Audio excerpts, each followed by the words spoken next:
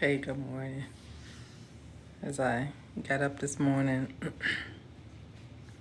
I thought about, what are the reasons why I get up and talk to God, or why do I want Him to talk to me? Um, the obvious reason is He's the pot and I'm the clay. But then I was just thinking about it as I take it a little deeper because I understand that everybody doesn't believe in prayer, know why you should pray, or why you should study, or why you should even spend the time with God.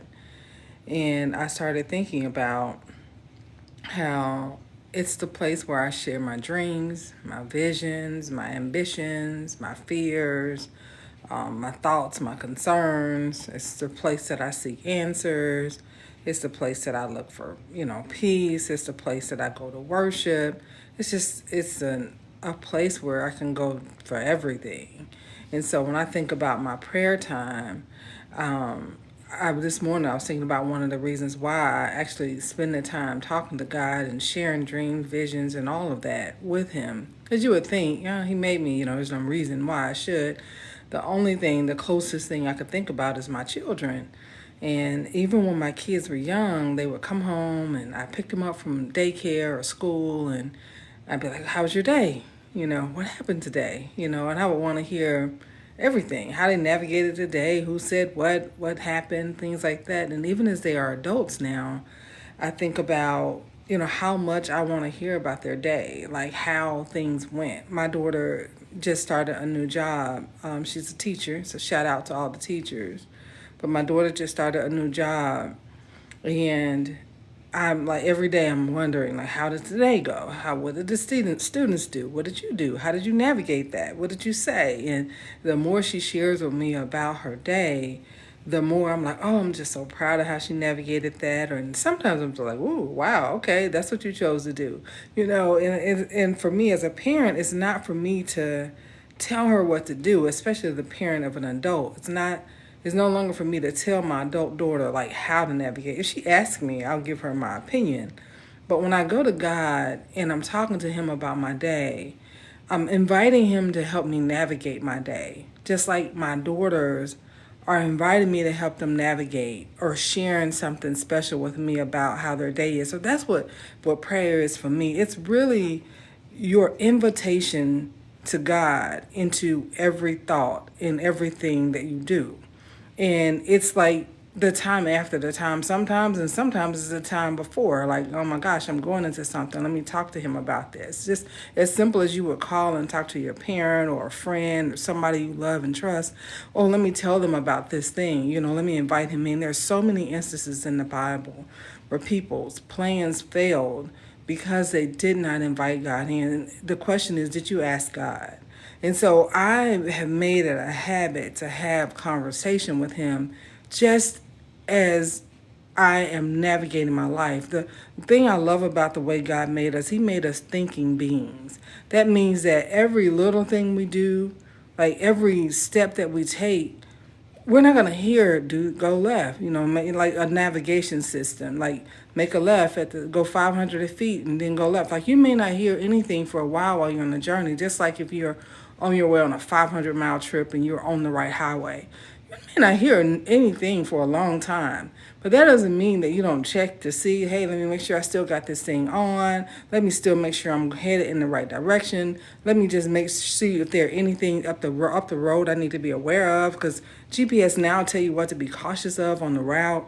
And so when I go into my prayer time with God, that's what I'm looking for. It's like a navigation to tell me, hey, go left, go right. You missed a turn back there.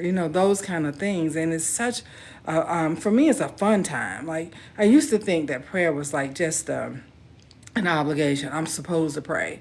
It's not enough to just go in like what you're supposed to. As you mature in prayer and time goes on, then you really can just find joy and peace in the actual act of getting up, spending time with nothing else on your mind. I know some folks are like, I go to therapy. Okay, I'm not against therapy. I think therapy is a good thing.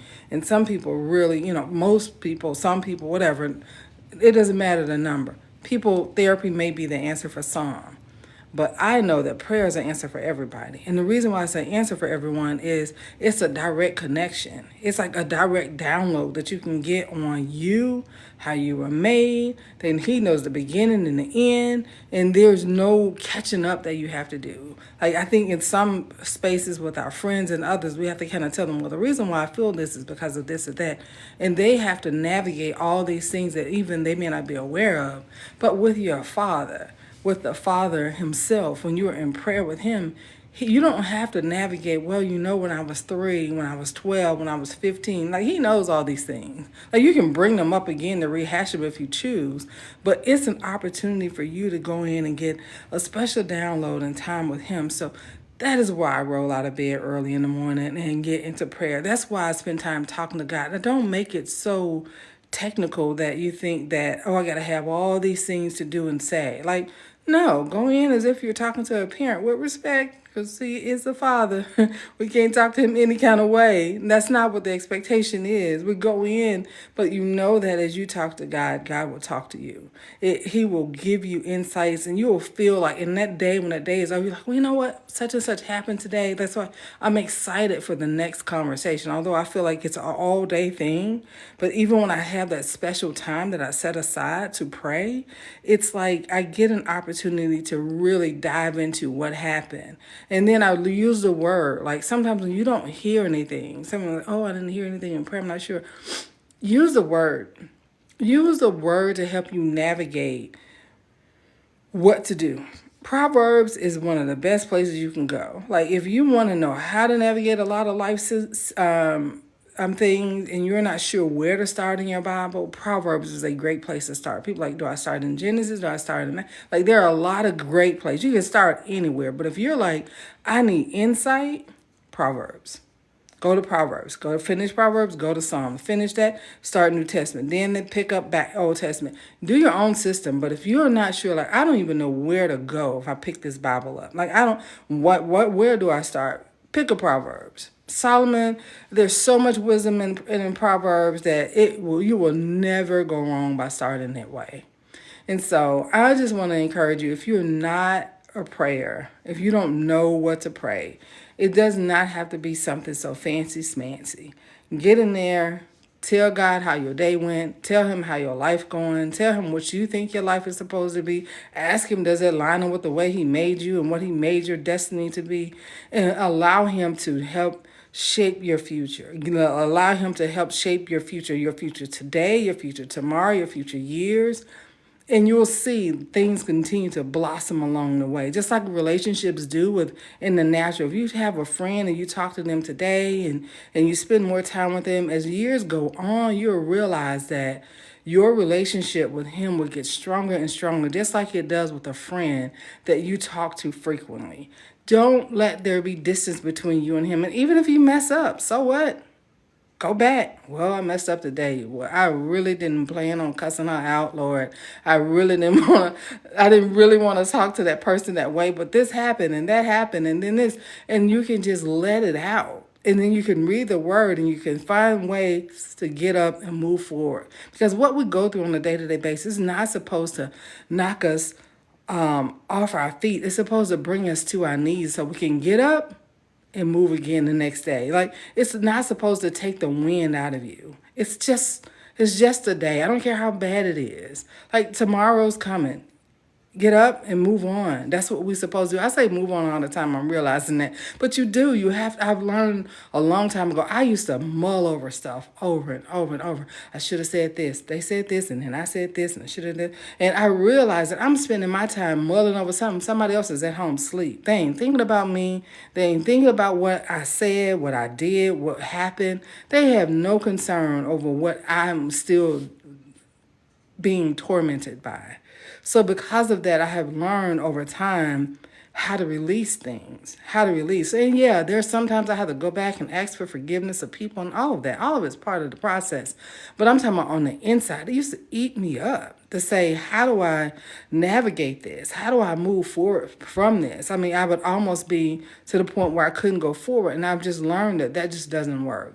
And God is not that type of Father. He's not so judgmental. He's not like man. He's not He's just not man. And so everything that you think man is, think about the best situation, the best man, the best woman you've ever met, that you've ever known, your great grandmama, your grandma, your auntie, your somebody, and then multiply that goodness. And then go to the Father. Imagine you fell, you bruise your knee. He's not the Father that's going to be like, I can't believe you fell down and bruised your knee. He's not going to be the one to spank you because you fell. He's going to be the one to say, okay, let's get you some bandages. Let me clean you up. Let me help you out. Are you okay? Like, let's talk about how to move forward. Like, think about the best relationship you've ever been in or seen or watched on TV. I don't care what it is. The best it could possibly be, multiply that and then go to the Father and understand that that's his reaction, his love for you. He's going to stop everything to talk time to you. He has the ability to be with me and you